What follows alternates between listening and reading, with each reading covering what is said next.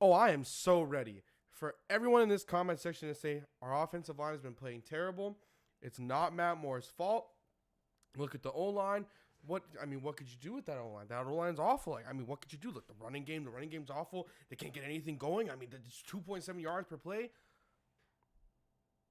Really? Oh, but when it was Ryan Tannehill or Jake Cutler, it was all their faults, and when they ran into sacks, it was their faults, and the offensive line was playing well, and it didn't cross together.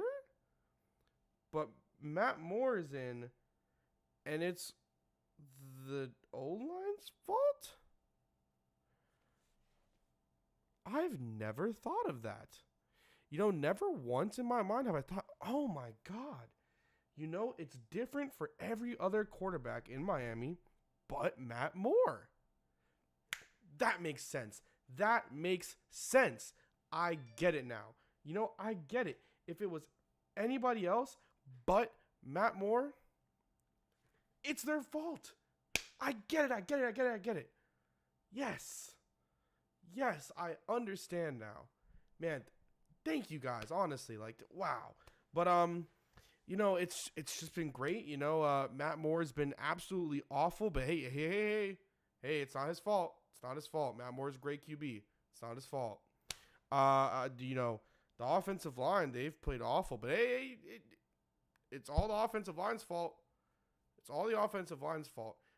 Plays don't develop even when Matt Moore has time. But hey. It's all the offensive line's fault. Too many short passes, not letting plays develop, not moving around in the pocket, just taking sacks. Wow. When I come to think about it, it is all Matt Moore's fault. Ain't that a twist? Man. Okay, besides the sarcasm, besides acting like a little asshole, for those of you who are all about the Matt Moore's the greatest thing to ever exist train, okay, do you guys finally realize that there's other problems on this offense besides the quarterback? Because, if you do, then tell me, because I'd love to hear the comments telling me that, oh, it's someone else's fault. Because the offense has been bad. So how can you expect the defense to be good when they're on the field the whole time? Because the offense can't run more than 3 plays. 4, 5 at the most. And they're 5 very, very bad plays.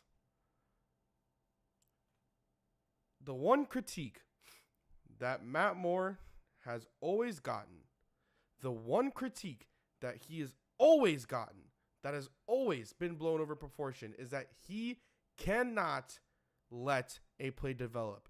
And they were talking about it last week as if it was a good thing. Oh, he goes with that first read and just bam. No. He makes that first read, and 9 times out of 10, it is a shitty read. That pass to Julius Thomas, if I'm not mistaken, there was an in route coming that was just making the break. That was open. And I believe that it was Kenny Stills. I believe, if my mind isn't playing tricks on me, I believe it was Kenny Stills. And the pass went to Julius Thomas, who took it for an absolute gain of 3, I think. Probably about 3. After the catch, maybe about 1. But that's all Julius Thomas's fault. The fact that he was hit on a route where a bunch of linebackers were there, he couldn't be able to make a play down the field besides the absolute catch, that is his fault. I think and I hope that this half has finally gotten you guys to understand that it's not all on the quarterback. Granted, I'm saying, it's all Matt Moore's fault, but it actually is this time. I critiqued Tannehill last year. Go back and look at it. When we were 1-4, I critiqued him. Did I once say to put Matt Moore in?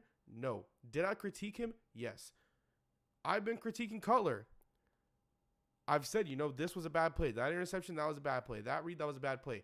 But the one thing that Cutler has, the one thing that Tannehill has, that Tannehill has developed under Gase, because he didn't have it before Gase, he's developed it now under Gase. And the one thing that also Cutler developed under Gase, that he had but wasn't as refined, was letting plays develop and not just going for your first read. When you have time in the pocket, letting that play develop to go and be able to make a play that's bigger than just that dink and dunk that we see every damn game. Back to the second half we go.